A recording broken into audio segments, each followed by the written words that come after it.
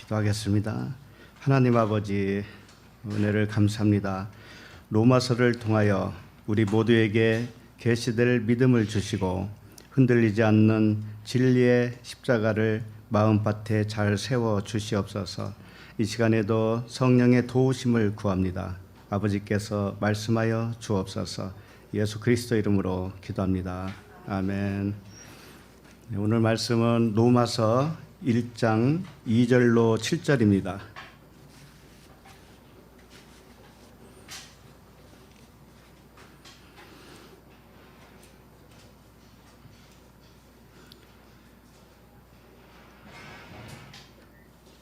로마서 1장 2절로 7절 함께 읽겠습니다. 시작. 이 복음은 하나님이 선지자들을 통하여 그의 아들에 관하여 성경에 미리 약속하신 것이라. 그의 아들에 관하여 말하면 육신으로는 다윗의 혈통에서 나셨고 성결의 영으로는 죽은 자들 가운데서 부활하사 능력으로 하나님의 아들로 선포되셨으니 곧 우리 주 예수 그리스도시니라. 그로 말미암아 우리가 은혜와 사도의 직분을 받아 그의 이름을 위하여 모든 이방인 중에서 믿어 순종하게 하나니 너희도 그들 중에서 예수 그리스도의 것으로 부르심을 받은 자니라. 로마에서 하나님의 사랑하심을 받고 성도로 부르심을 받은 모든 자에게 하나님 우리 아버지와 주 예수 그리스도로부터 은혜와 평강이 있기를 원하노라. 아멘. 로마서 두 번째 말씀 제목은 인성과 신성 예수 그리스도입니다. 육신 예수님은 인성이라는 뜻이고 그리스도는 신성이라는 뜻이에요. 직접적으로 성경에 인성, 신성 이렇게 나와 있지는 않지만 우리가 잘 익숙한 단어이기 때문에 그렇게 했습니다. 자, 로마서를 대하는 우리의 태도는 어떤 것이어야 되는가? 로마서를 생각할 때 뭔가 좀 다른 점이 있을 거라는 생각을 선입관을 가지고 있는 것 같아요. 로마서.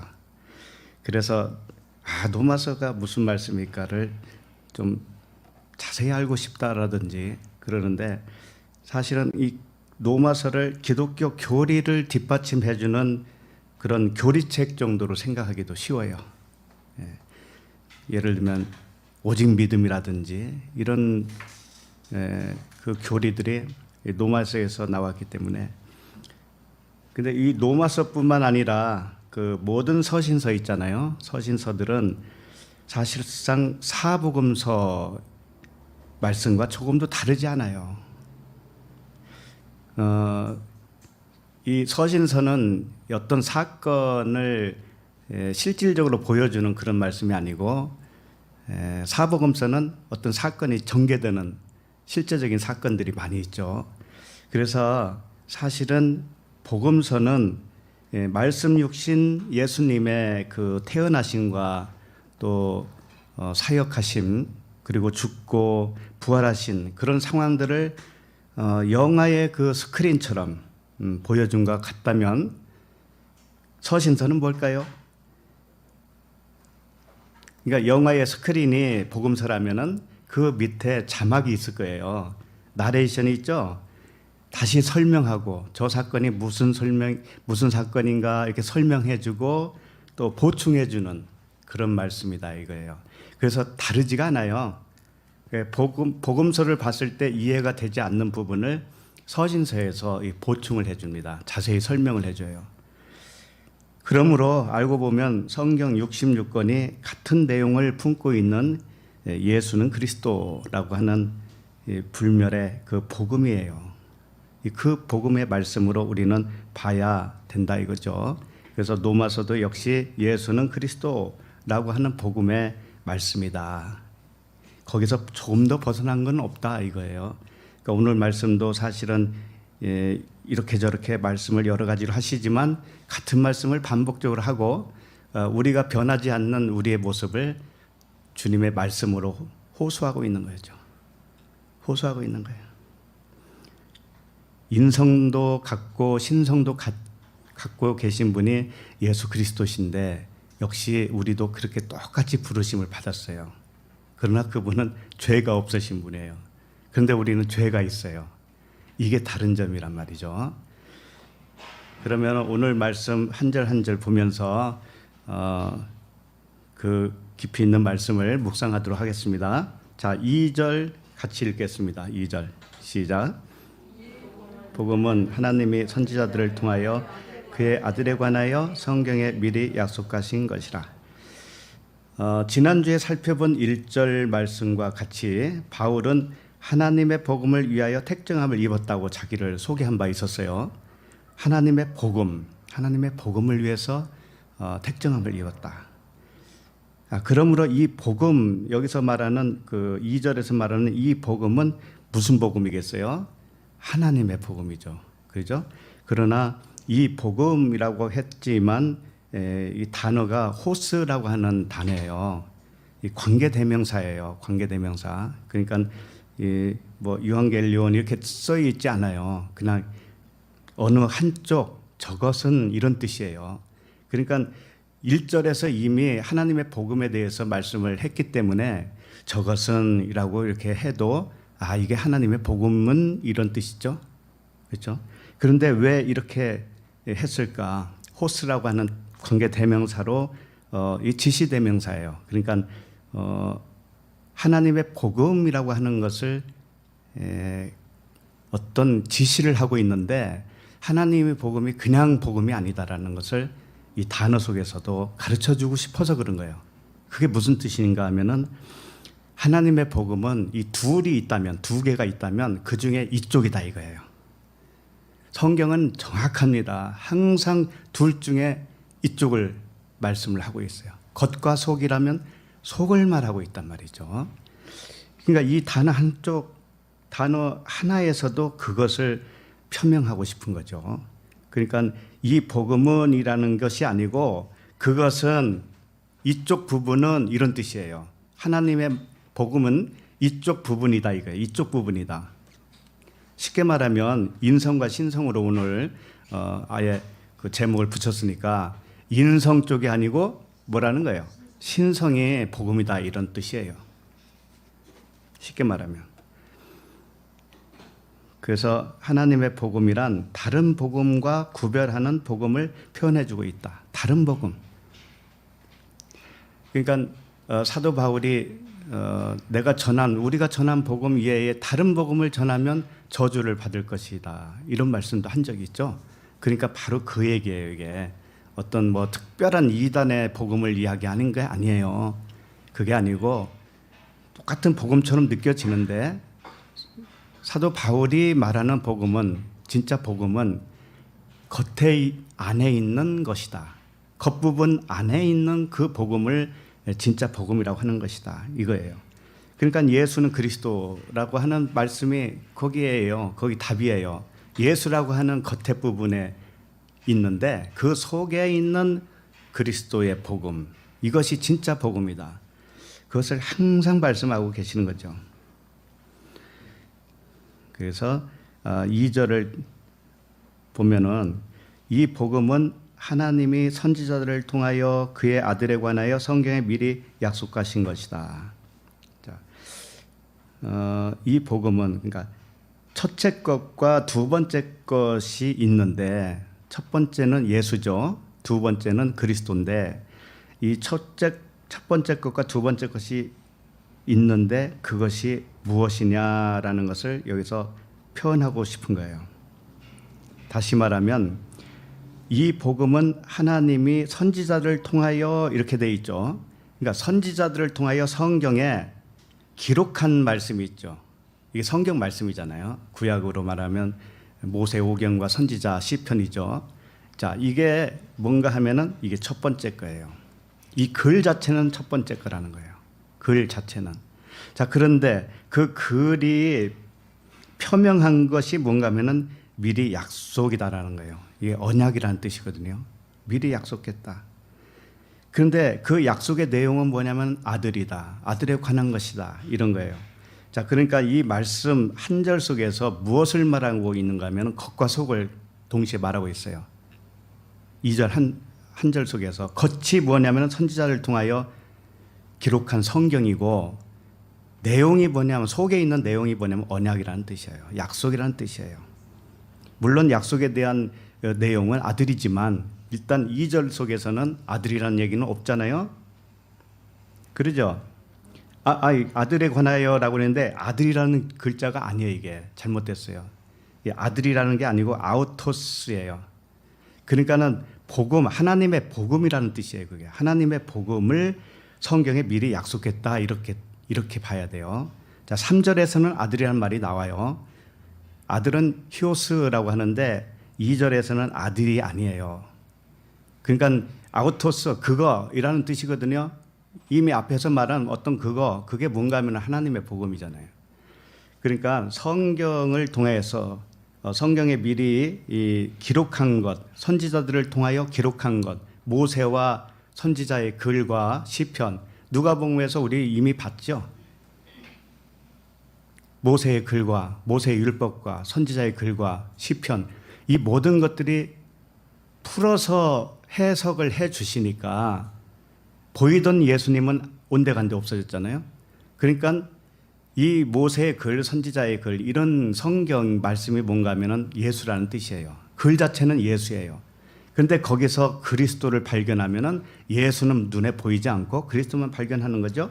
그와 같이 지금 2절에서는 선지자를 통하여 성경에 무엇인가를 기록을 했는데 그게 언약이었다. 하나님의 복음에 대한 언약이었다. 이런 뜻입니다. 그러니까 성경과 하나님의 복음 이렇게 두 개, 겉과 속을 표현해주고 있었던 것이죠. 그러면 성경을 지금 여기 2절에서 핵심이 뭔가 하면은 선지자들 통하여 기록한 그 성경 말씀이 언약이었다라는 것을 말씀하고 있어요. 언약이 하나님의 복음이다라고 하는 겁니다. 자, 그러면 언약이 아니면 어떻게 될까요? 그 말씀이 어떤 말씀이 될까요? 언약으로 하나님의 말씀을 안 보면 모든 말씀이 행위책이 됩니다. 행위책, 율법이 되어요. 그래서 행위로는 의롭다 여김을 받을 자가 없잖아요. 그래서 생명책의 기록이 안 돼요. 그렇게 보면. 그래서 행위책으로 보게 되면 큰일 나기 때문에 이걸 언약으로 봐야 된다라고 하는 것을 오늘 2절에서 설명하고 있는 거죠. 자, 요한복음 13장 19절 잠깐 볼까요?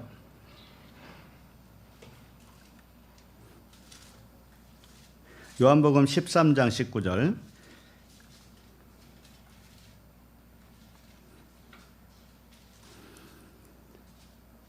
오늘 말씀해 보면 미리 약속했다 이렇게 돼 있죠. 미리. 왜 미리 약속을 해야 될까요? 하나님은. 왜? 그게 무슨 뜻인가 하면은 요한복음 13장 19절에서 잘 말씀하고 있습니다. 시작. 지금부터 일이 일어나기 전에 미리 너에게 일러둠은 일이 일어날 때에 내가 그인 줄 너희가 믿게 하려 함이로라. 예. 지금 일이 일어나기 전에 미리 너희에게 일러둠은 일이 일어날 때에 내가 그인 줄 너희가 믿게 하려 합니다. 너희들이 나를 믿게 하려 합니다. 라고 했을 때 여기서 보면은 이 일이 일어나기 전에 미리 너희에게 약속한 건 성경 말씀이에요. 성경 말씀이고 그 일이 일어날 때가 뭔가 하면은 성경 말씀이 풀어져서 거기서 진리를 발견할 때를 말하는 거예요. 이게 역사적인 흐름으로 봐서는 안 됩니다. 그래서 일이 일어날 때라고 하는 것은 진리를 깨닫게 될 때라고 하는 거죠. 그렇게 깨닫게 될 때, 그 말씀이 이 말씀이었구나라는 것으로 이제 깨닫게 돼요. 그래서 그분이 이분이구나, 예수가 이분이구나, 그리스도구나, 이걸 깨닫게 되는 것이죠. 그래서 오늘 로마서에서도 미리 약속했다고 하는 것은 뭔가 하면은 누군가에게는 그 어떤 역사적 흐름으로 봐서는 안 된다고 그랬죠. 누구에게는 미리 성경을 우리가 이제 배우잖아요. 배우면은 미리 말씀을 한 거예요, 그게. 우리가 성경을 배우고 교회에서 성경 말씀을 듣고 하잖아요. 그러면 그게 다 우리 안에 들어오는 하나님의 말씀이란 말이에요. 하나님의 말씀인데 그게 미리 말씀한 거예요. 미리 말씀했는데 그 당시는 몰라요, 그게 뭔지를. 이스라엘 백성들은 메시아를 기다렸다고 그랬잖아요. 메시아. 그러니까 그건 어떤 그 겉으로 흐르는 역사적인 의미로 붙들었기 때문에 그래요. 언제 우리에게 메시아가 올까? 1000년 후일까? 2000년 후일까? 이렇게 기다리는 것은 역사적인 예수님, 역사적인 하나님으로 인식을 하기 때문에 그래요. 그게 아니고 메시아를 기다린다고 하는 것은 이 말씀이 풀어지면 그게 바로 메시아가 우리 안에 쏙 들어오는 거예요. 근데 오해를 하기 때문에 그걸 그렇게 받아들이지 못했죠. 그러나 이스라엘 백성들이 전체가 다 그렇게 멍청하지는 않을 거예요. 그 중에는 하나님이 부르신 자가 분명히 있어요. 소수지만은 있다고요. 그런 맥락이 또 계속 이게 흘러갈 겁니다. 손자와 손주를 통해서 할아버지가 깨달은 그 복음을 그들이 또 듣고 어느 가문에는 그렇게 흐르고 있을 수도 있죠. 잘 알려지지 않아서 그렇지. 그래서 미리 약속한 것은 뭐냐면 성경 말씀이에요. 쉽게 말하면. 그리고 그 말씀이 일러둔 그 말씀이 뭔가 일이 일어날 때라고 하는 것은 그 말씀이 깨달아질 때예요. 진리로 깨달아졌을 때. 이때를 의미하는 거기 때문에 모든 성경은 하나님의 아들 예수 그리스도에 관한 언약을 말씀하신 거예요. 언약이에요. 언약. 언약으로 못 보면 행위책이 됩니다. 그 얘기는. 그래서 예수로는 죽어야 되고 죽고 나니까 그리스도로 살게 되는 것이다. 이게 언약의 핵심이잖아요. 자, 그래서 2절 말씀은 지금 하나님의 말씀과 언약 이렇게 두 가지로 대치해서 우리에게 설명을 했어요. 자, 그러면 3절은 아들에 관하여 육신 이런 혈통 이런 말씀을 하십니다. 3절을 읽겠습니다. 3절 시작. 그의 아들에 관하여 말하면 육신으로는 다윗의 혈통에서 나셨고. 자, 이 말씀도 하나님의 복음이 무엇인지 가르쳐 주시는 말씀이에요. 자, 1절에서 하나님의 복음에 대해서 설명을 했잖아요. 그러니까 지금 계속 말씀하시는 게 뭔가 하면은 하나님의 복음이 뭔지 아냐. 이걸 계속 설명하고 있다고요. 자, 2절에서는 선지자들의 그 성경과 언약 이 두 가지로 이렇게 표현해 주면서 이것이 하나가 될 때 하나님의 복음이라고 하는 측면으로 설명했다면, 자, 3절은 그의 아들에 관하여 말하면 이렇게 되어 있죠. 그의 아들로 이제 설명을 하겠다라는 거예요. 2절에서는 언약으로 설명했다면 2절에서는 아들로 설명하겠다. 이제 아들은 두 가지 측면이 있어요. 육신의 혈통과 있고 그다음에 성결의 영. 이제 다음 절에서는 성결의 영으로 표현을 하죠. 그러니까 첫 번째 지금 3절은 육신으로는 다윗의 혈통 이것을 설명하는 겁니다. 자, 그런데 아들이라고 하잖아요. 아들. 하나님이 자기 아들을 이 세상에 보냈다라고 하는 것은 우리가 다 아시죠? 그러나 그분이 예수 그리스도신데 그분은 그럼 하나님과 다를까요? 예수 그리스도시는 그분이 아들로 표현했기 때문에 아들이니까 하나님 아버지와 다를까요? 그러면 하나님 아버지가 따로 계시고 아들이 따로 계시고 이렇게 되잖아요. 그런데 표현을 왜 아들로 했을까? 그게 궁금하잖아요. 물론 하나님 자신이에요. 나를 본 자는 아버지를 보았거늘. 그러죠? 주님이. 그러니까 예수님을 본 자는 하나님 아버지를 본 거예요. 그러나 또 자신을 소개할 때 아들이라고 한단 말이죠. 아들. 그럼 이게 왜 그렇게 할까? 아들이라고 하는 의미가 뭐예요? 히오스, 아들. 히브리어로는 벤이라고 그러죠. 벤이라고 하는 것이 아들이라고 하지만 이걸 세웠다라는 뜻이에요. 세워졌다. 이렇게 세워졌다. 진리로 세워졌다. 그러니까 지금 그 아들이라고 하는 것은 사실은 부모에게서 나온 자식이죠. 분명히 부모에서 나온 자식이란 말이에요. 그러면 예수 그리스도께서 하나님의 아들이라면 하나님이라고 하는 부모에게서 나온 아들이라는 측면이 되겠죠. 자, 이것은 우리가 참 이해하기 힘들어요. 그렇기 때문에 삼위일체 하나님이라고 하는 교리를 만들어냈습니다. 삼위일체 하나님, 성부, 성자, 성령, 이렇게. 그럼 그분이 각각 있고 또 이제 설명하기 어려우니까 그것이 하나다라고 하고 하나인데 또 각각이고 이게 참 설명하기 힘들어요. 자, 그러면은 요한복음 1장 18절을 좀 잠깐 보도록 하겠습니다. 요한복음 1장 18절.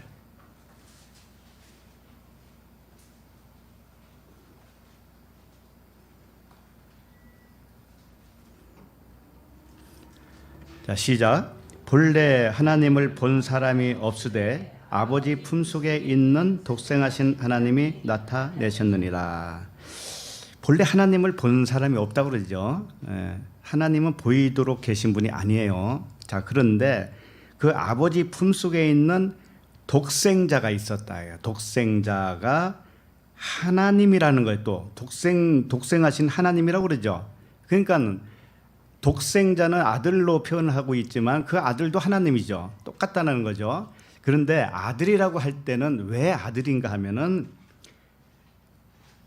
사람에게 보이도록 나타나면 그게 아들이란 뜻이에요. 하나님이 우리에게 보이도록 나타나시잖아요. 그러면 하나님은 똑같은 하나님이신데 아들이라고 표현하는 거예요. 하나님은 안 보여요. 그런데 그분의 품속에 계신 분이 나타나셔서 이렇게 태어난 것처럼 엄마 뱃속에서 이렇게 나온 것처럼 나온 분이 누구냐면 독생자라는 뜻이죠. 그런데 그분도 하나님이요. 그분이 하나님이시죠. 그러니까 아들로 표현할 때는 하나님이 우리에게 보이도록 나타나면 그분이 아들이라는 뜻이에요. 이해가 되죠?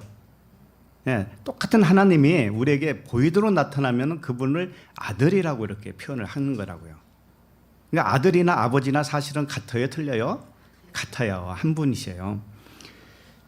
자, 그래서 영과 진리의 그 하나님은 보이지 않아요. 그런데 육신을 입고 나타나시면 독생자 아들이라고 하는 거죠. 됐죠? 자, 그러면 오늘 본문 말씀 다시 보세요. 그의 아들에 관하여 말하면 육신으로는 다윗의 혈통에서 나셨고 이렇게 하는 거예요. 자, 그러면 아들은 아들인데 아들이 육신적으로 보이는 아들이 있고 이제 그 다음 절에서는 성결의 영이니까 성결의 영은 분명히 안 보이겠죠. 안 보이는 아들이 있고 이 두 아들로 오신 분이 누군가 하면은 예수 그리스도라는 거죠. 다윗의 혈통은 인성이고 성결의 영은 신성이라는 뜻이에요. 이 두 존재가 한 존재로 오신 분이 아들이다.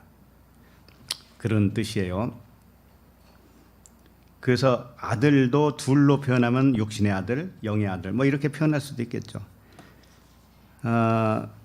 일단은 다윗의 혈통으로 오신 육신의 아들 이것을 좀 살펴보도록 하겠습니다. 보이는 육신의 아들, 혈통적 아들, 육신 안에 있는 그 하나님의 아들, 이분은 다윗의 혈통으로 오셨다라는 겁니다. 다윗의 혈통. 육신으로는 다윗의 혈통. 이렇게 혈통으로 나타나신 아들이 육신 예수죠. 육신 말씀이에요. 말씀이 육신이 됐으니까 육신 예수는 육신 말씀을 의미합니다. 자, 그러면 혈통이 무엇일까요? 혈통이라고 하는 여기서 쓴 단어는 스페르마라고 해서 씨라는 뜻이에요. 씨. 곡식을 밭에다가 뿌리죠. 씨를 뿌렸다라는 의미예요. 그러니까는 다윗의 혈통을 좀 더 정확하게 말하면 다윗은 씨를 뿌린 자다. 그러니까 씨를 가지고 온 자가 누군가 하면은 예수 그리스도시다.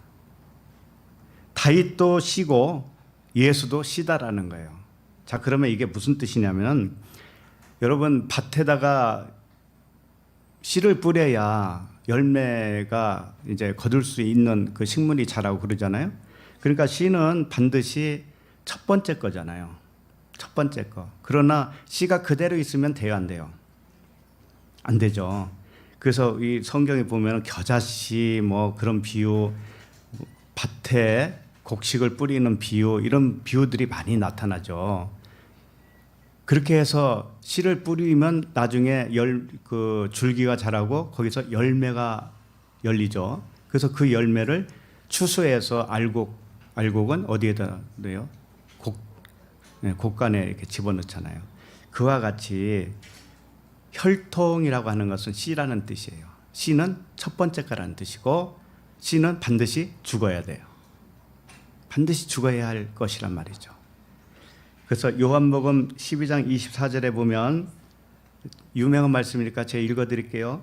내가 진실로 진실로 너에게 이르노니 한 알의 밀이 땅에 떨어져 죽지 아니하면 한 알 그대로 있고 죽으면 많은 열매를 맺느니라, 이렇게 되어 있습니다.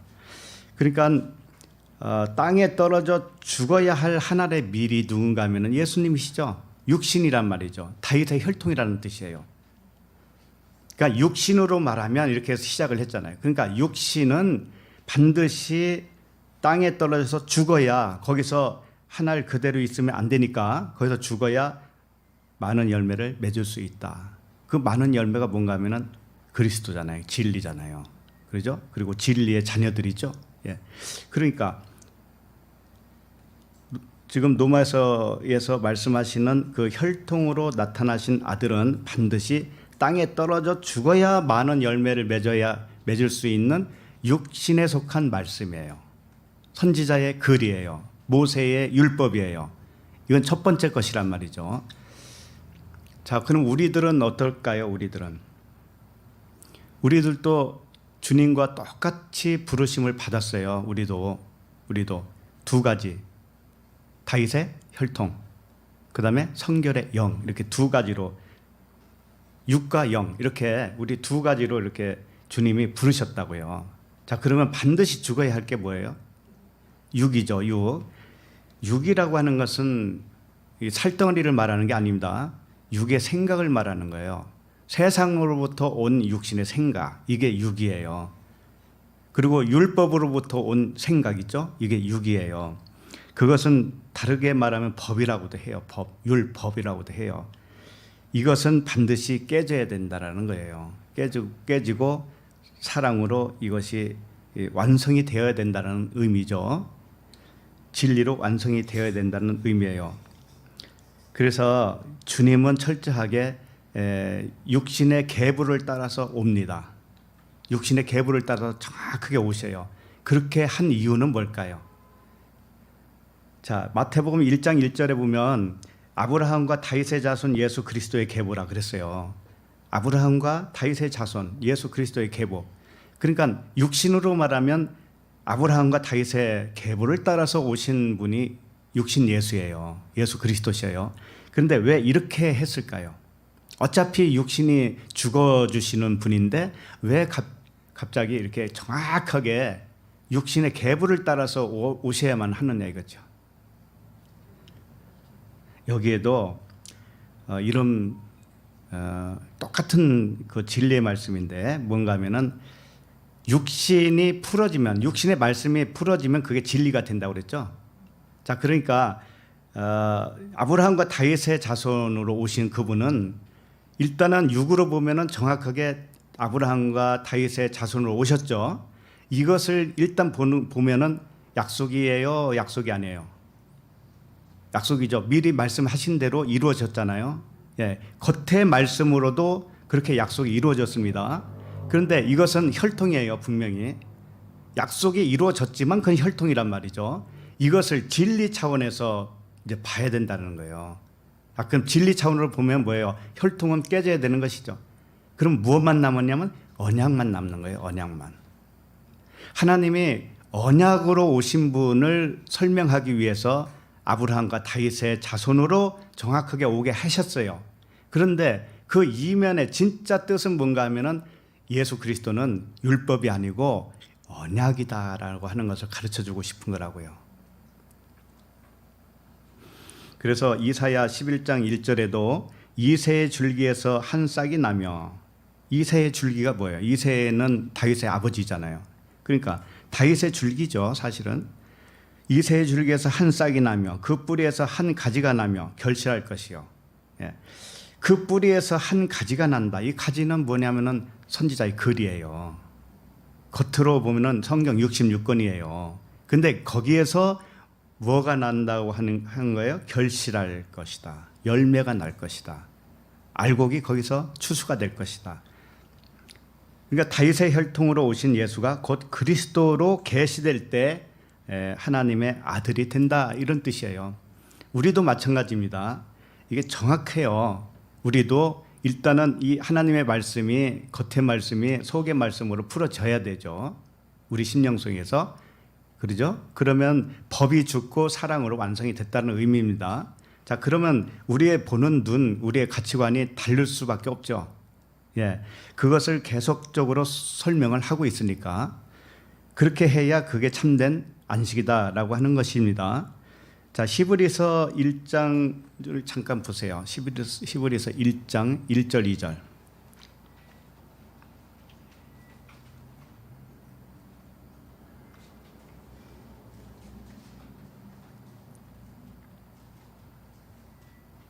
자, 1절. 옛적에 선지자들을 통하여 여러 부분과 여러 모양으로 우리 조상들에게 말씀하신 하나님이, 이 옛적에 선지자를 통하여 여러 부분 여러 모양으로 말씀하셨다라고 하는 것은 성경 말씀을 말하는 거예요. 모세의 율법, 선지자의 글이에요.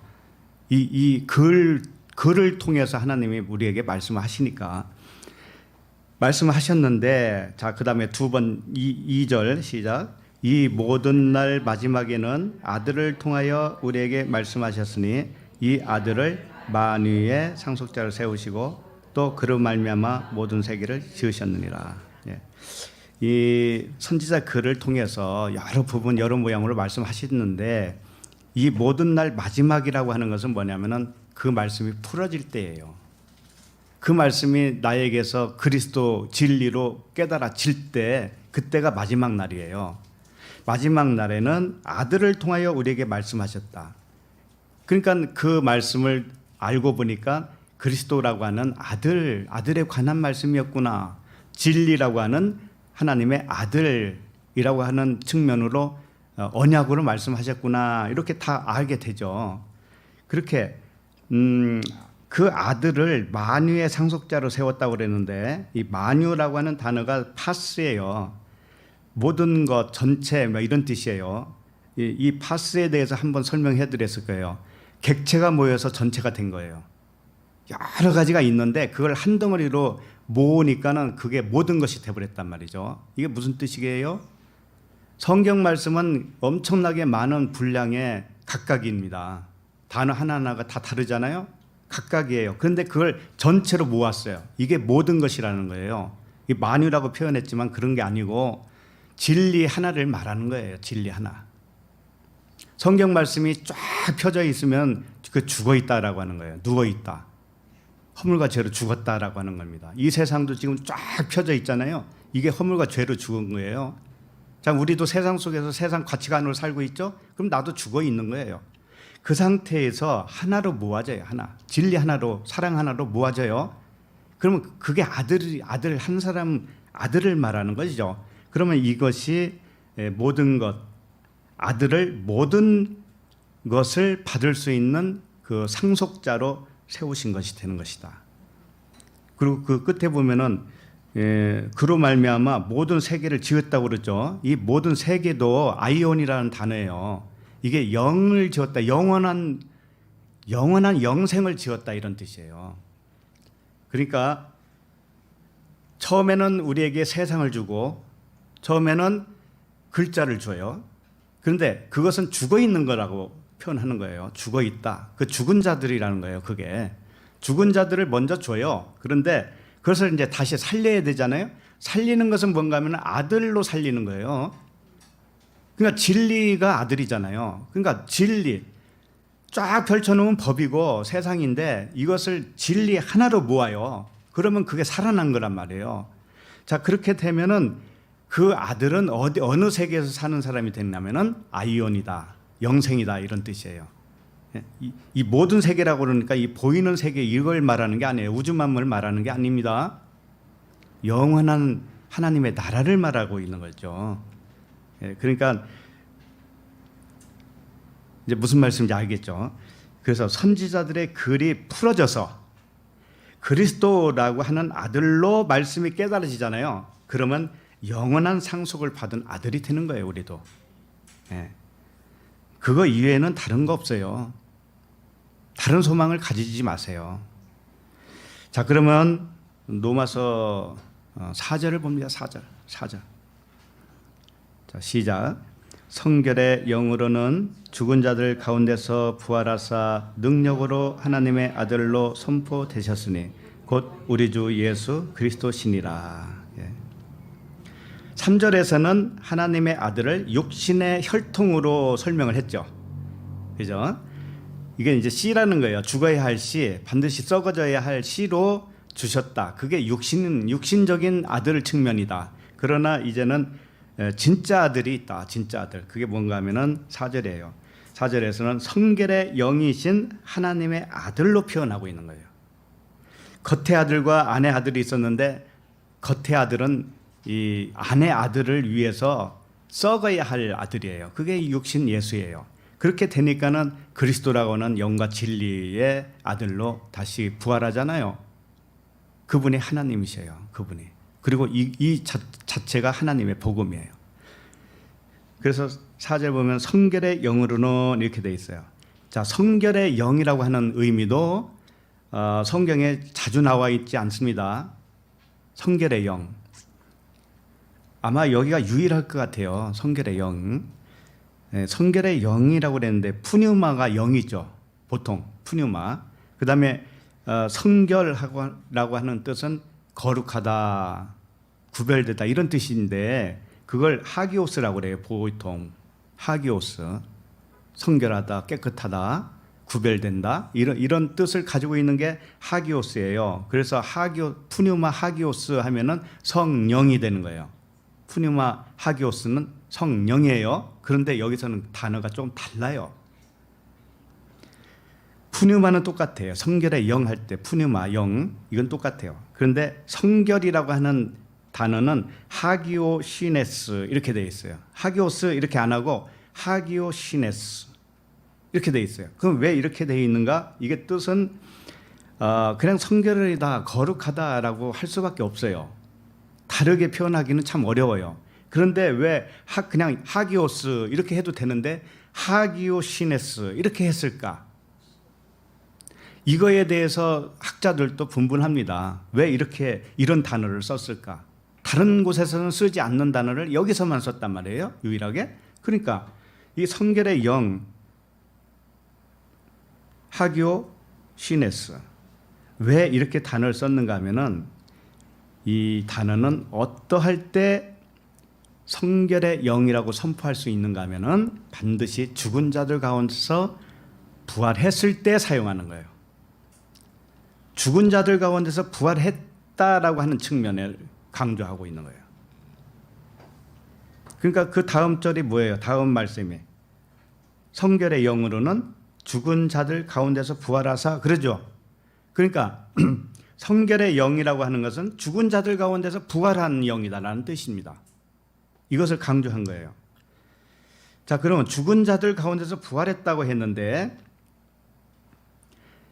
이렇게 죽은 자들 가운데서 부활해야 성결의 영으로 선포되어질 수가 있다라는 뜻이에요. 그러니까 죽은 자들 가운데서 부활하지 않고 죽은 자들 가운데서 부활하지 않고 그냥 있으면 그분은 성결한 영이 될 수가 없다라는 겁니다. 우리도 마찬가지죠. 우리도 죽은 자들 가운데서 부활하지 않으면 우리도 거룩한 영이 될 수가 없어요. 자, 그러면 죽은 자들이라고 하는 것은 뭘까요? 지금 3절까지 전부 다 나왔어요. 뭐예요? 다윗의 혈통이잖아요. 예? 그 다음에 선지자의 글이잖아요. 예? 하늘의 밀. 이게 다 죽은 자라는 뜻이에요. 이 세상도 죽은 자요. 글자도 죽은 자요. 예수, 육신 예수도 죽은 자요. 하나님의 말씀, 이 율법도 죽은 자예요. 근데 이 죽은 자에서 살아나야 돼. 부활해. 아나스타시스. 부활했다. 우위로 부활했다 이거죠. 자, 그것은 무엇일까요? 우리가 이 세상에 살았을 때는 허물과 죄로 죽었습니다. 그런데 살아났다라고 하는 의미가 뭐예요? 뭘로 살아난 거예요? 예, 진리의 아들로 살아났습니다. 그러면 반드시 이 말씀이 허물과 죄로 죽었던 이 말씀이 생명의 말씀으로 거듭나야 되는 것이죠.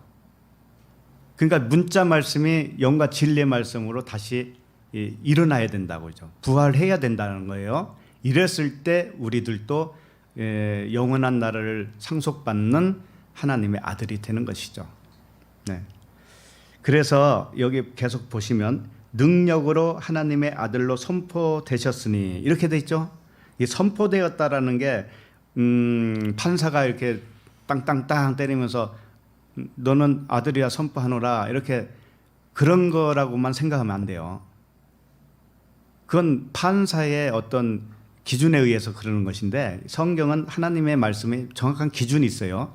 이게 뭔가 하면은 선포되었다라고 했지만 이 호리조라고 하는 단어인데 이 결정했다, 정했다 이런 뜻이에요. 이게 뭔가 하면은 하나님의 아들로 결정하려면 하나님의 아들로 정하는 어떤 기준이 있다라는 거예요.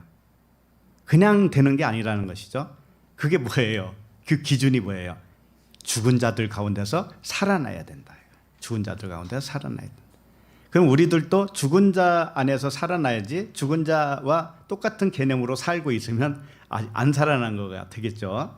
그러니까 하나님의 결정은 정확해요. 뭘로 결정하는가 하면은 죽은 자들 가운데서 부활했느냐. 부활하면 그게 아들인데 진리의 아들인데 그럼 죽은 자가 뭔지를 알아야 되잖아요. 우리는 죽은 자는 허물과 죄로 죽은 너희를 그리스도께서 살리셨다고 그랬어요. 은혜로. 그러니까 죽은 자가 뭐냐면 이 세상에 태어나는 것이 죽은 자예요. 이 세상에서 살고 있는 것이 죽은 자예요.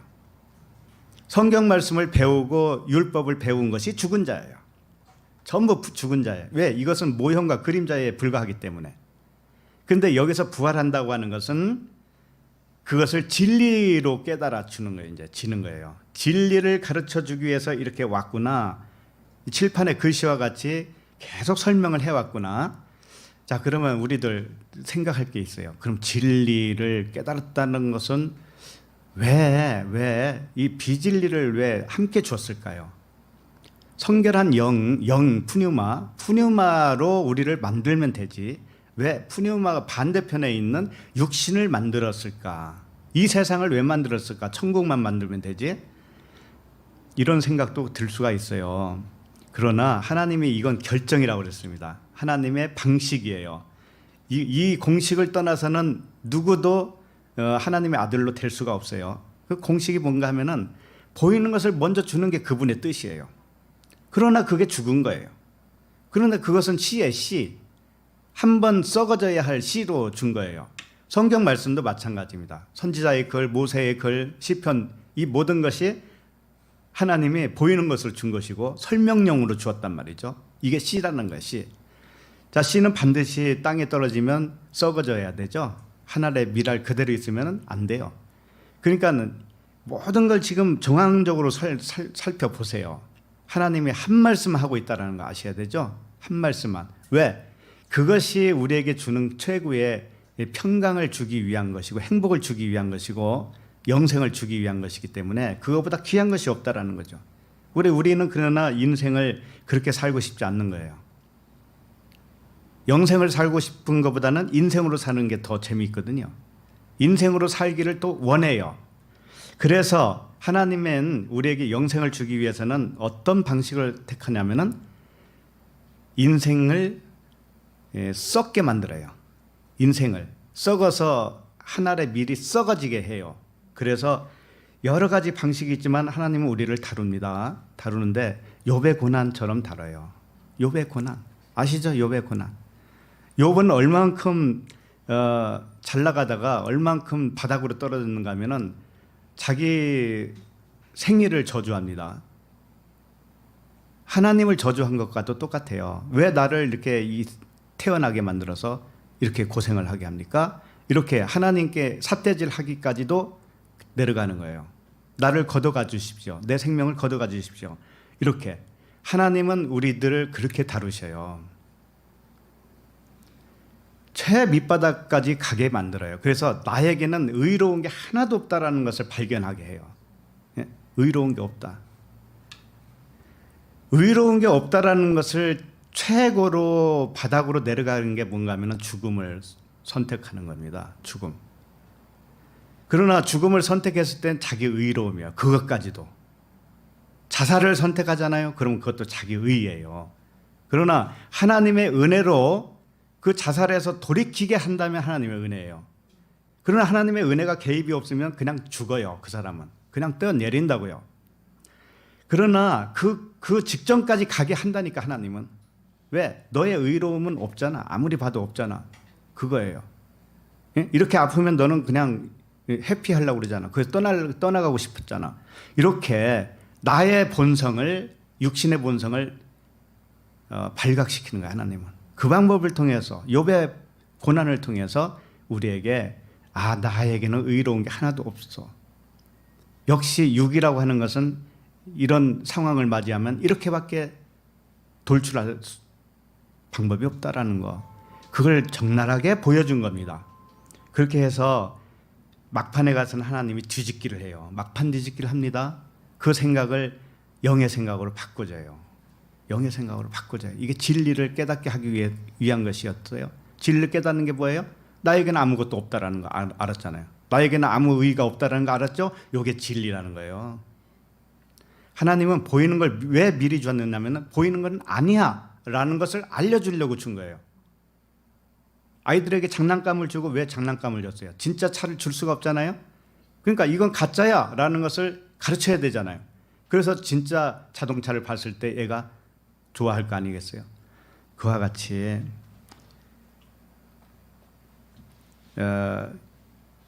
다시 보시면은 능력으로 하나님의 아들로 선포됐다고 그러죠. 이게 능력으로 하나님의 아들로 결정했다, 정했다 이런 뜻입니다. 그러면 하나님의 아들로 결정되려면은 선지자의 글 다윗의 혈통이 영과 진리로 풀어져 알게 될 때, 육신으로는 도저히 하나님의 영광에 이를 수 없다라는 것 정확하게 깨닫는 거예요. 육신에게는 아무런 의의가 없다라는 것을 정말로 발견했을 때, 그때 주님이 사랑의 힘으로 능력으로 우리를 아들로 선포해줘요. 아들로 결정해줘요. 그때 하나님의 능력으로 한다는 거죠. 하나님의 능력이 아니면 될 수가 없잖아요. 그래서 우리 주 예수 그리스도시니라 이렇게 되어 있습니다. 우리의 주님은 예수 그리스도라는 거죠. 곧 우리 주 예수 그리스도시니라 이랬죠. 그러니까 우리의 주님은 예수 그리스도신데 왜 이렇게 표현하냐면은 겉에 있는 혈통과 안에 있는 성결의 영이 함께 가지고 계신 분이 우리의 주님이시다라는 거예요. 자, 그러면은 겉의 것은 주님이 뭘까요? 하나님으로 말하면 하나님의 겉의 것은 뭐예요? 예수는 뭐예요? 성경 말씀 66권이고 이 세상 보이는 세상이에요.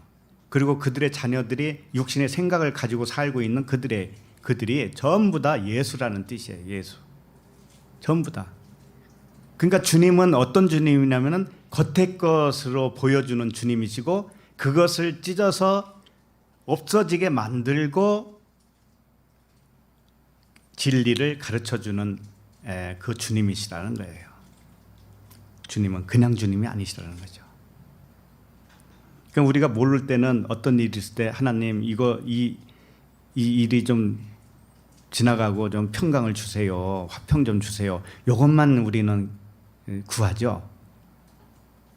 어떤 일이 벌어지면 그거 빨리 모면하고 싶고 그게 해결되고 싶고 그것만을 생각한다고 우리 사람들은. 그런데 하나님은 왜 그걸 주었겠어요? 너에게 의의가 없다라는 것을 가르쳐주기 위해서인 거예요. 보이는 것 가지고는 아무것도 아닌데 우리는 그거 가지고 작동을 하잖아요. 그러니까 그게 끝까지 가봐야 돼. 네가 붙잡고 있는 거, 네가 선악으로 붙잡고 있는 거 그거 아무것도 아니라는 것을 하나님은 깨닫게 되기까지 우리를 바닥을 친다고요. 예, 여지 없습니다. 여지 없어요. 그래서 내가 모든 게 다 발각되는 거죠. 아무것도 아니구나 나는 이렇게. 근데 그게 아들이라는 거예요. 예, 역설적인 거예요 항상. 자, 그러면 5절을 봅니다. 5절 시작. 그로 말미암아 우리가 은혜와 사도의 직분을 받아 그의 이름을 위하여 모든 이방인 중에서 믿어 순종하게 하나니. 예. 자, 우리가 받은 것은 여기서 두 가지라고 그래요. 그로 말미암아 우리가 은혜와, 그러죠? 은혜를 받았어요. 첫 번째. 그 다음에 사도의 직분을 받았다. 이렇게 돼 있죠. 두 가지를 받는 거예요, 우리가. 사도 바울이 받은 것이 사도의 직분만 받은 게 아니에요. 은혜를 받았다라는 뜻이죠. 자, 은혜를, 첫 번째 은혜를 좀 생각해 봅시다. 은혜를 카리스라고 그래요. 카리스. 자, 그럼 은혜는 어떤 의미를 가지고 있을까요? 은혜는 은혜 받았다. 저 사람이 나에게 은혜를 베풀었다. 뭐 이러잖아요. 근데 은혜는 값없이 줄 때 은혜라고 그래요. 그러니까 값없이 줄 수 없는 건데 값없이 줬어요. 자, 누군가가 나한테 정말 금덩어리 하나를 줬다고 칩시다. 그러면 그건 그냥 줄 수 없는 거잖아요. 응? 값없이 줄 수 없는 거예요, 그 금을. 그런데 값없이 나한테 뭔가 요구하는 것도 없고 그냥 줬어요. 그냥. 그걸 뭐라고 하냐면 은혜라고 하는 거예요. 그걸 은혜라. 그러니까 우리가 은혜 받았다고 하는 것은 조건부가 될 수가 없죠. 내가 하나님께 이렇게 했더니 하나님이 나에게 뭘 줬다. 이건 조건부잖아요. 근데 은혜는 조건부가 아니에요. 무조건적인 사랑인데 그걸 은혜라고 합니다. 은혜는 결코 자격이 될 수 없는 것을 긍휼로 의롭다 여겨주시는 거예요. 우리가 이 육신으로는 의롭다 여김을 받을 수가 없잖아요. 그런데 은혜가 임하면, 은혜는 뭔가 하면은 의롭다 여김을 못 받는 나를 의롭다 해주시는 거죠. 그게 은혜예요. 그러니 사도 바울이 사도의 직분을 받은 것뿐만이 아니고 은혜를 받았다고 하는 것은 자기는 사도 직분을 받을 수도 없고 의롭다 여김을 받을 수 없는 존재인데 은혜가 있기 때문에 그게 가능했다라는 거예요. 그죠? 우리도 마찬가지입니다. 하나님이 우리를 긍휼을 여겨주시고 은혜를 주시지 않으면 우리는 하나님 앞에서 그냥 티끌이에요. 아무것도 될 자격이 없는 자들이에요, 우리는. 그거 우리가 순간순간 놓치기가 쉬워요. 순간순간 놓칠 때가 언젠가 하면은 하나님을 원망할 때 보면 알아요. 하나님, 내가 이렇게 할 만큼 했잖아요. 라든지, 하나님, 도대체 왜 그래요? 라든지, 이렇게 전화 벨 소리가 울립니다. 그래서 자격이 되는 것을 의롭다 하는 것은 은혜가 되지 않죠. 자격이 없는 자에게 베풀어지는 것이 은혜입니다. 그러니까 바울이 지금 그걸 말하고 있어요. 사도 바울이 나도 사도직을 받을 수 있는 전혀 자격이 없었다. 전혀 자격이 없었다. 자기 폰을 좀 확인해 보시기 바랍니다. 폰을 확인해 보세요. 폰. 전화.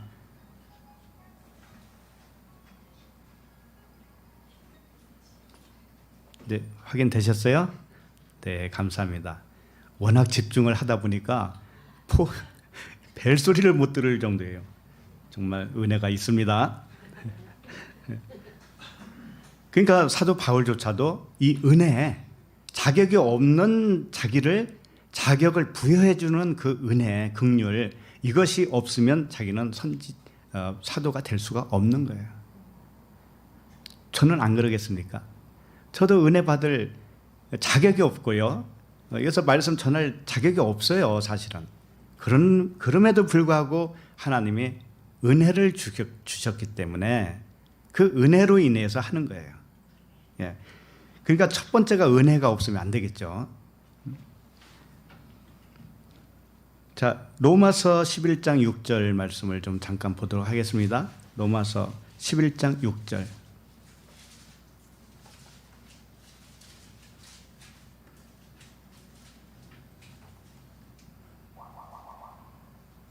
시작. 만일 은혜로 된 것이면 행위로 말미암지 않음이니 그렇지 않으면 은혜가 은혜되지 못하느니라. 네. 자, 행위로 하면은 그게 은혜가 아니라는 것이죠. 행위로는 우리가 하나님 앞에 의롭다 여김을 받을 장사가 없는데 은혜로 되었다라는 거예요. 그렇지 않으면 은혜가 은혜되지 않는 거죠. 조금이라도 나에게 근거가 있으면 그건 은혜라고 말할 수가 없다라는 거죠. 그러니까 은혜로 준 것이 무엇인가 하면은 의롭지 않은 것을 먼저 주셔요. 의롭지 않은 것을. 그것이 이 세상이고 성경 66권이에요. 이게 은혜의 반대편이에요. 은혜가 안 되는 것을, 자격이 될 수 없는 것을 미리 준다니까요. 그게 오늘 말하고 있는 인성이에요. 인성. 예수라고요. 보이는 것. 보이는 세계에서 내가 보이는 것으로 하나님 앞에 의롭다 여김을 받으려고 하고 있는 나. 그것이 뭔가 하면은 전부 다 은혜를 못 받은 자죠. 은혜를 못 받고 그것으로 행위로 하려고 하는 시도죠. 이것이 뭔가 하면은 의롭지 않은 거예요. 의롭지 않은 것을 우리는 먼저 살고 있는 거예요. 저 어느 분이 그런 말씀도 하더라고요. 아니 진리가 되면은 또는 진리의 사람들은 막 살아도 되는 거예요? 이런 말을 한 적이 있었어요. 나는 그 질문에 곰곰이 생각을 했어요.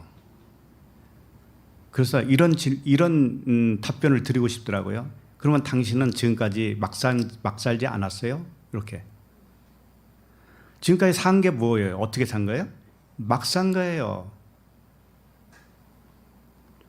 그 한시도 잊어버리는 거예요. 은혜를 한시도 잊어버리는 거야. 한시. 그 순간순간 잊어버리는 거예요. 우리는 은혜가 아니면 그 자체가 막 산 인생입니다. 그러면 그분이 말하는 그 막 살아도 돼요라고 하는 질문의 내용이 뭘까라는 것은 내가 감지는 하죠. 예? 도덕적으로 그렇게 살면 안 되잖아요. 이런 거겠죠. 자, 그런데 진리의 사람들은, 하나님의 은혜를 받은 사람들은 하나님이 인도하신다는 거 아세요? 하나님이 관리한다는 거 아세요? 그걸 못 믿으면 항상 그런 불안증에 걸려요. 그런 질문을 해요. 당신 그러다가 막 살아도 된다고 하겠네? 이렇게 질문을 한다고요. 그러면 하나님을 못 믿는 거죠, 그게. 그죠? 철저하게 하나님이, 성령께서 우리를 인도하셔요, 각각을. 우리는 그것을 믿어야지 사람을 믿으려고 하지 말아요. 이미 사람은 막 산 사람이에요. 우리 모두가 막 살아왔단 말이에요. 근데 우리가 기준하는 그 막 살았다고 하는 거, 기준에 의해서 나는 아닌데? 이렇게 생각하죠. 나는 아닌데? 나 깨끗한데? 이렇게 생각한다니까, 사람은. 그건 넌센스예요. 하나님의 은혜가 있었기 때문에 산 것이지, 하나님의 은혜가 없으면 막 산 거라고 해, 그게. 그래서 이 은혜라고 하는 것은 은혜가 될 수 없는 것을 미리 주었는데 그것을 진리로 바꿔주어서 그게 은혜가 되는 거예요. 예를 들면 우리가 율법으로 산다고 칩시다. 율법. 자, 그러면 율법의 행위로는 의롭게 될 자가 없죠. 그런데 그것을 은혜가 의롭게 되려면은 은혜가 와야 돼. 은혜가 오면은 율법을 뭘로 바꿔줘요? 사랑으로 바꿔주고 진리로 바꿔줘요. 그죠? 그렇게 바꿔주면 그 사람은 의로운 자예요. 예. 그러니까 은혜가 오기 전까지는 뭔가 하면은 우리가 율법 아래에 갇혀 있는 자예요. 막산 자예요. 전부 다. 그런데 은혜가 임해요. 하나님의 성령의 은혜가 온다고요. 그러면은 내가 그 알고 있던 것을 다른 차원으로 바꿔줘 버려요. 법에서 해방시켜줘요. 이랬을 때 우리는 의인이 되는 거예요. 네. 그래서 요한복음 1장 17절에 보면 찾지 마시고 율법은 모세로 말미암아 주어진 것이요 은혜와 진리는 예수 그리스도로 말미암아 온 것이니라. 유명한 말씀. 자, 그럼 이게 무슨 뜻이냐면은 율법은 모세로 말미암아 주어졌다고 그러죠. 그러면 율법의 의로는 의롭다함을 받을 수 있어요, 없어요? 없어요. 그러니까 모세의 율법에 전부 다 가둬놓는 거예요. 가둬놓고 행위로 의롭다 여김을 받으려고 막 발부둥 치잖아요. 그 상태로 놔두는 거예요. 그러다가 은혜와 진리는 뭐냐면 예수 그리스도예요. 은혜와 진리는, 은혜는 예수요, 그리스도는 진리죠. 은혜와 진리. 자, 그분이 오셔요. 그분이 오신다는 건 뭐냐면은 은혜로 일단 오셔요. 은혜로 오시면은 그 율법과 똑같아요. 은혜는 율법과 똑같은 것인데 첫 번째로 준 것이 은혜라고 그랬잖아요. 근데 은혜가 은혜돼야 되잖아요. 율법이 은혜가 되려면은 예수라고 하는 분이 먼저 죽어주셔야 돼. 죽어주신다고, 스스로가. 죽어주시면 뭐가 보이냐면 그때부터 우리들은 진리가 보여요. 그러니까 그렇게 은혜가 뭔가 하면은 똑같은 율법을 주시고 율법으로 오셔요. 일단 그분이 육으로 오셔요. 오셔서 죽어주셔요. 그분이 죽어주시면 율법이 이제는 깨지죠. 그러면서 우리들의 눈이 열려서 율법 속에서 진리를 발견하는 거예요. 완전히 율법을 뒤집어 주는 거예요. 진리로. 그러면 그게 그리스도잖아요. 그런 방법이란 말이죠. 하나님은. 그래서 모세와 처음에는 율법은 모세로부터 말미암아 온 거예요. 우리들을 다 가둬요. 그러고 나서 은혜와 진리가 오셔요. 그래서 은혜로 죽어주셔요. 그분이. 율법으로는 죽어주셔요. 그런 은혜가 어디 있습니까? 그 죽음의 은혜 때문에 나에게 은혜가 되는 거예요. 그게. 그래서 율법으로 보지 않고 하나님은 그때부터는 우리를 율법을 안 봐요. 율법이 죽어주셨었기 때문에. 그러니까 진리로 본단 말이죠. 사랑으로 본다, 영으로 본다라는 거예요. 그렇기 때문에 우리는 살아남을 수가 있어요. 겉의 것으로는 살아남을 자가 없다. 다 막산자니까. 그렇게 되는 거죠. 그리고 로마서 3장 20절에 보면 그러므로 율법의 행위로 그의 앞에 의롭다 하심을 얻을 육체가 없나니 율법으로는 죄를 깨달음이나. 율법으로는 의롭다 여김을 받을 자가 없어요. 그래서 그걸 사망의 법이라고도 하죠. 이 사망의 법, 율법을 은혜로 만들어요. 하나님은 은혜로 만들어서 진리가 되게 하시는 분이다. 그분이 예수 그리스도시다.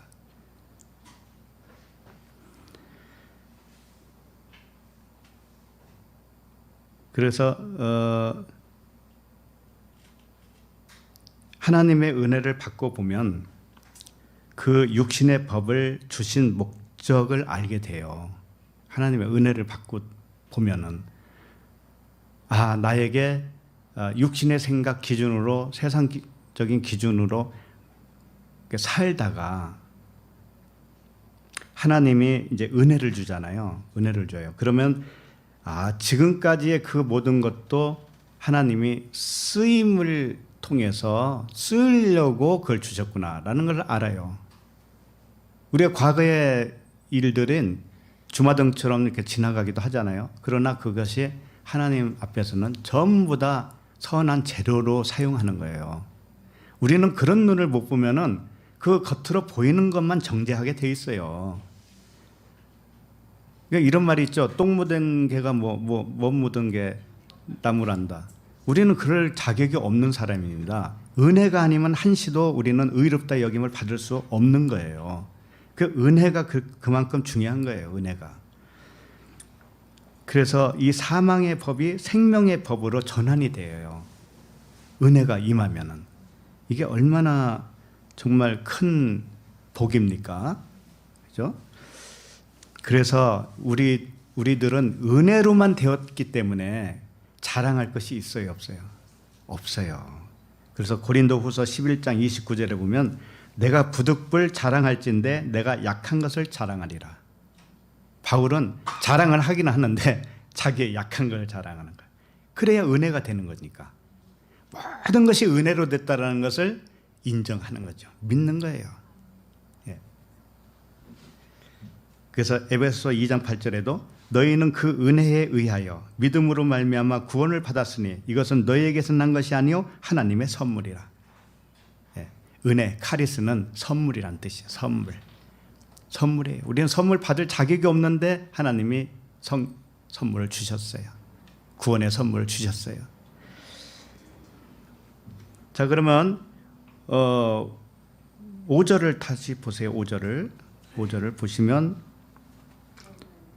그로 말미암아 우리가 은혜와 사도의 직분을 받아 그의 이름을 위하여 믿어 순종하게 하나니 이렇게 돼 있죠.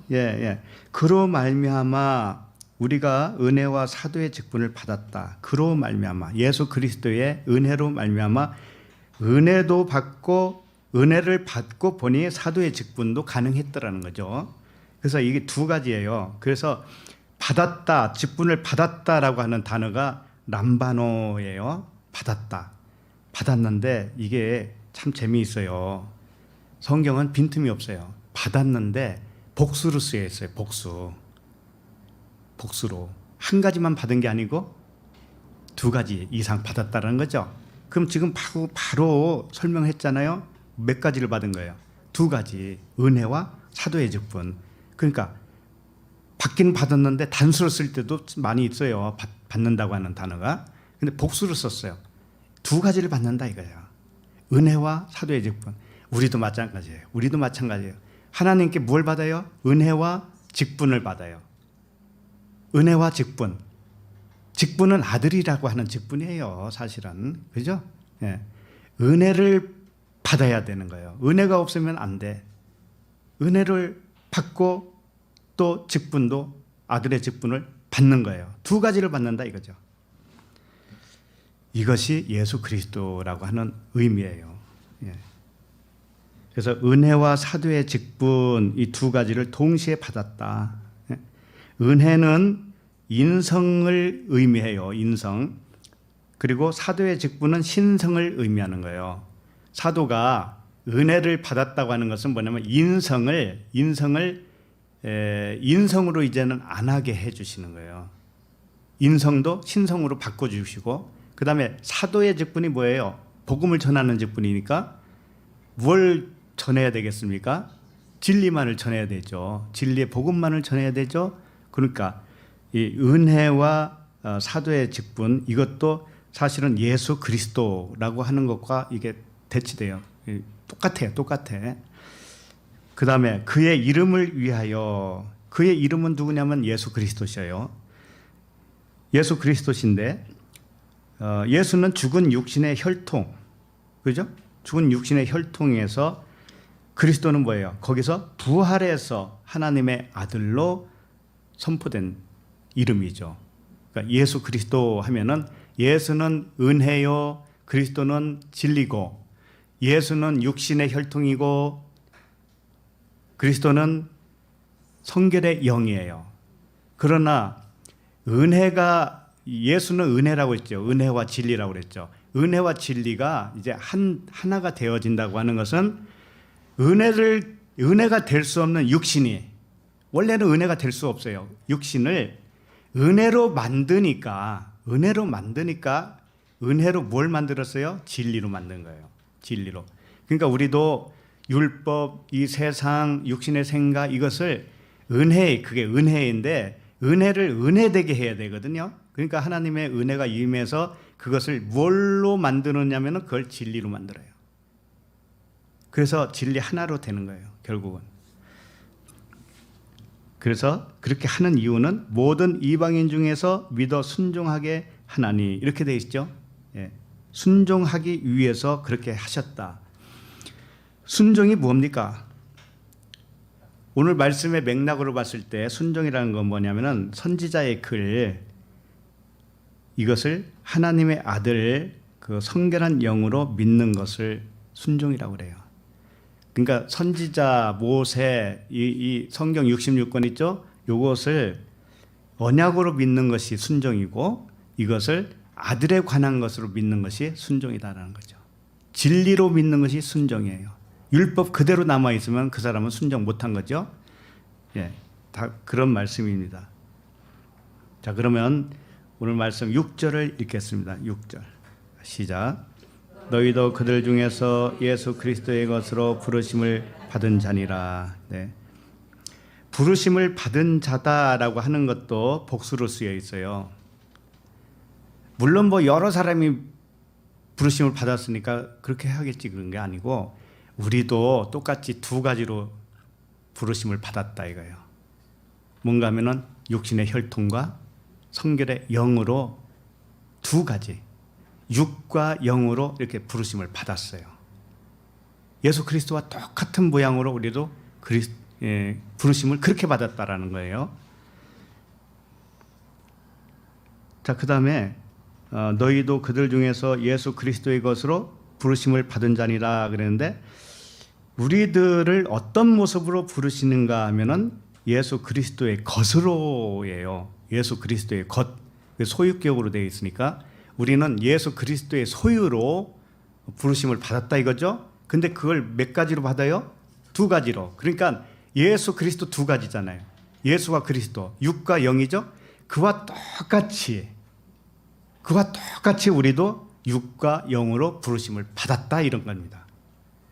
근데 그렇게 부르심을 받고 나서 어떻게 하냐면은 육은 날마다 죽노라가 돼야 돼요. 육은. 그래야 영으로 날마다 사노라가 되죠. 예, 이것만 달라져요. 그걸 은혜로 그렇게 해주세요. 은혜로. 자, 그러면 7절을 읽겠습니다. 7절. 자, 시작. 로마에서 하나님의 사랑하심을 받고 성도로 부르심을 받은 모든 자에게 하나님 우리 아버지와 주 예수 그리스도로부터 은혜와 평강이 있기를 원하노라. 예. 이 말씀이 좀 길죠. 그런데 이 말씀도 전부 예수는 그리스도라는 의미를 갖고 있습니다. 이게 무슨 말이냐면은 로마에서 하나님의 사랑을 받고 성도로 부르심을 모든 자에게. 그러니까 이게 지금 두 가지를 말하고 있어요. 로마, 그 다음에 성도죠. 그죠? 로마와 성도예요. 로마는 예수라면 성도는 그리스도예요. 그렇게. 앞에 것은 은혜가 될 수 없는 거였었는데 은혜로 만들어줘요. 그러면 뒤에 거 성도가 돼요. 이렇게. 자, 로마는 이런 뜻을 가지고 있어요. 이 강하게 하다라는 의미를 가지고 있어요. 강하게 하다. 자기 자신이 강하다는 얘기가 아니고 강하게 하는 자예요.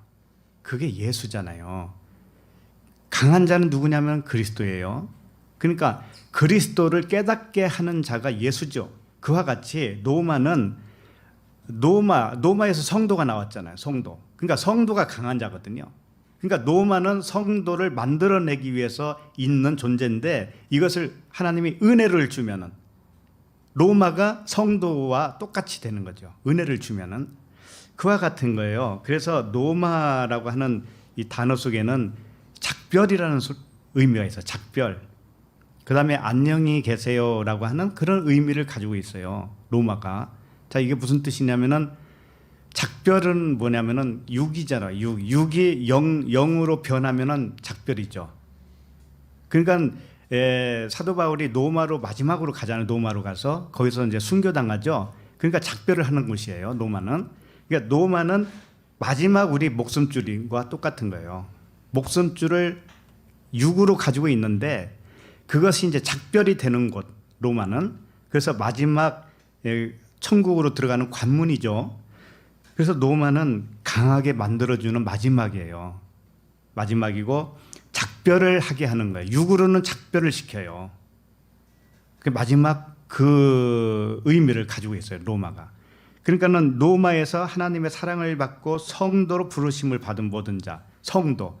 로마는 성도를 낳아주는 곳이에요. 그리고 그러니까 예수는 그리스도죠. 그것도. 그 다음에 우리 아버지 하나님 우리 아버지와 주 예수 그리스도로부터 은혜와 평강이 있기를 원하노라. 하나님 우리 아버지와 주 예수 그리스도는 하나예요. 하나님 우리 아버지는 주 예수 그리스도예요. 똑같아요. 나를 본 자는 아버지를 본 자 그랬잖아요. 그거 똑같은 거예요. 그걸 하나님 아버지께서 존재하는 방식을 말하고 있는 거예요. 지금 하나님의 아버지의 존재 방식은 뭐냐면 예수 그리스도의 방식으로 존재한다 이거예요. 보이는 것과 보이지 않는 것으로 존재하시는 분이시다. 하나님은, 하나님 아버지는 그런 분이시다. 그러면 우리가 보이는 세계에 살고 있죠? 이 하나님 아버지예요. 그런데 보이지 않는 하나님의 아버지가 진짜죠.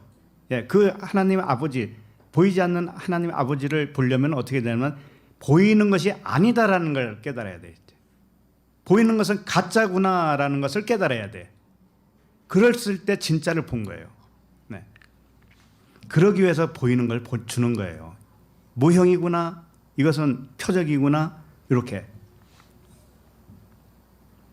그 다음에 은혜와 평강이 이러죠. 은혜는 예수요, 평강은 그리스도예요. 그러니까 이렇게 저렇게 예수는 그리스도를 표현하고 있단 말이에요. 그 모든 말씀의 핵심은 예수는 곧 그리스도라는 말씀이고, 하나님 아버지께서 계시고 역사하는 방법도 예수 그리스도예요. 예수는 첫 번째 거, 그리스도는 둘째 번 거죠. 이렇게 이런 방식으로 존재하는 분이 하나님 아버지셔요. 그러므로 우리가 영적 분별이 있어야 됩니다. 영적 분별. 보이는 문제에 대하여 죽을 때 성결의 영으로 부활하는 거죠. 그럼 우리는 보이는 문제가 1차적으로 다가오잖아요. 피부로 오고 눈으로 보이고 말로 들리죠. 자, 이것에서 죽어야 된다는 거죠. 죽는다고 하는 것은 그건 가짜야 라고 여길 줄 알아야 된다는 거예요. 그렇게 여기지 않으면 성결의 영으로 부활이 못된 거잖아요. 그러니까 매일매일 죽고 매일매일 부활해야 되는 거 우리는. 그래서 고린도전서 2장 13절을 보고 마치도록 하겠습니다. 고린도전서 2장 13절.